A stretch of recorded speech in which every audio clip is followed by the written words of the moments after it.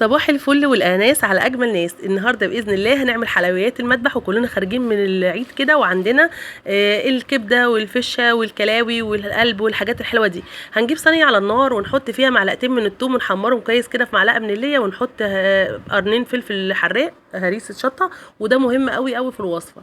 وبعد ما يتحمروا مع بعض كده هنحط عليهم معلقتين من الخل وهنقلب كله مع بعضه كده، وهنزل معاهم طماطميتين وفلفلتين خضر كده، وهقلب كله مع بعضه وهسيبهم 10 دقايق على النار، وهحط عليهم ملح وفلفل اسود وبهارات لحمه.